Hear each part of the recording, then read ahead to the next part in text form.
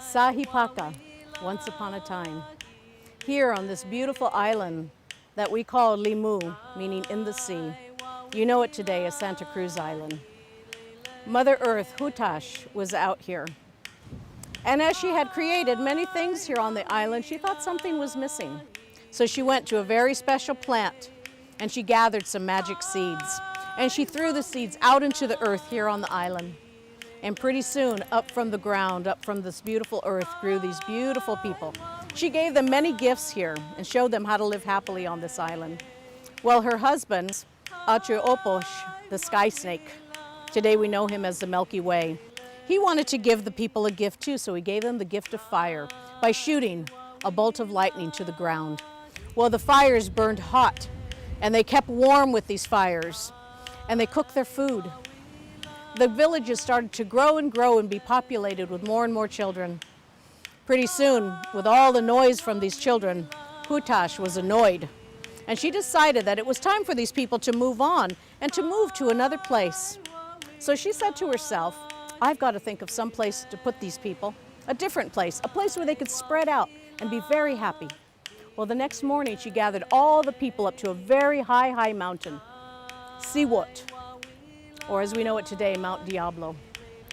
And as she told the people to look, as they looked up into the sky across the ocean, they saw a beautiful, beautiful rainbow, Wishdoyo. And she told them that that image was a rainbow bridge. And the rainbow bridge was going to take them to a new land that was very large, and they could fill that with people. Well, as people started to climb over the bridge and cross over, many became very dizzy and very frightened because there was a mist and a fog below. They couldn't even see the ocean. Well, as they started falling off, crying out to Hutash for help, she took pity and she changed them and transformed them into dolphins. And that is what we call our brothers and sisters today of the ocean, Alakoi. Those people who crossed over on the bridge went to a place called Tismahu, where it steams out. Today we know that place is Carpinteria. And the people came off that rainbow bridge and spread out into all these beautiful places on our mainland. And that is all.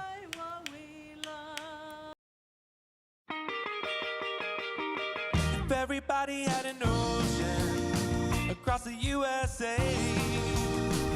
The coast of Southern California, known for its surf and sun, yet looking west one can see the archipelago of islands known as the Channel Islands.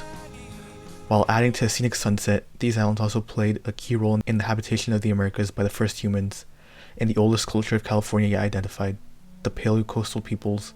As a disclaimer, this film will not look at the Cerruti Mastodon site or the Calico early man sites, due to the fact evidence points to both these sites being naturally occurring, instead of proving man was in California thousands of years before what is commonly accepted. To begin, before the last ice age, the archipelago known as the Channel Islands was one giant island called Santa Rosa, whose most unique inhabitants before the arrival of man were pygmy mammoths. They were a miniature version of the continental Columbian mammoth, shrunken due to insular dwarfism. The biggest question was how they arrived there if Santa Rosa was never connected to the mainland. By studying modern elephants, it is shown that they are great swimmers, swimming miles out to sea. Likely the ancestors of the pygmy mammoths, with their superb sense of smell, smelled the foliage of Santa Rosa, swam to it, and stayed there. The relationship between the first peoples in this area and the mammoths would be extensively studied by archaeologists. As to how the first Californians arrived to this area, there are many theories. The one which will be examined in this film is the kelp highway hypothesis. This theory states that the first peoples to settle in the Americas followed the bountiful kelp forests of the Pacific from Asia all the way down to California, and came across the Channel Islands. Seeing it as a paradise, they settled there and the coast of Southern California. The first humans are believed to have arrived on the Channel Islands in 13,000 BC. Even though one archaeologist has postulated the first humans arrived in 30,000 BC due to burnt pygmy mammoth remains.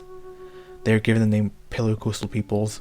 This evidence is supported by the discovery of a skeleton by the archaeologist Phil Orr, whose techniques at the time were very destructive, using TNT to expose rock that might hold any evidence to what he was looking for, if pygmy mammoths and humans coexisted on the islands.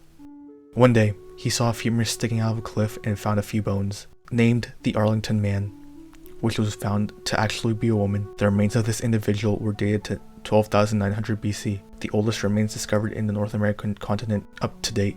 As to the question of Phil Orr, pygmy mammoths are found to have coexisted with man for only 200 years. Whether or not it was man or climate change who made them extinct is not known. By the time of Arlington Woman, the melting ice was beginning to divide Santa Rosa into the islands we know today. On San Miguel Island, sites from 12,000 BC were found. Many of the sites found there were multi-purpose, used as quarries, workshops, and for habitation. Some lithics created by these peoples include crescents and stemmed points, and a point called the Channel Islands Barbed Point. The importance of these lithics is that they are similar to those found in other contemporary coastal sites. This helps to support the idea of the Kelp Highway hypothesis. Another important site attributed to the Paleocoastal peoples is Daisy Cave, which is dated to 11,500 years ago. At this site are found the oldest shell-midden and woven seagrass cordage on the continent. These are some of the sites attributed to the Paleocoastal peoples that have been discovered. The reason for the focus of these peoples and sites on the Channel Islands is due to the fact that this archipelago has remained untouched until recently, and the lack of burrowing mammals helps to preserve the archaeological record, as well as evidence for the Paleocoastal peoples on the mainland being scant. Further research will look towards the seafloor, as it is hypothesized that to learn more about the first peoples here, it must be searched for remains and artifacts. As for what happened to the Paleocoastal peoples, archaeologists believed they became the San Dieguito complex, a culture that inhabited Southern California and lived after the megafauna.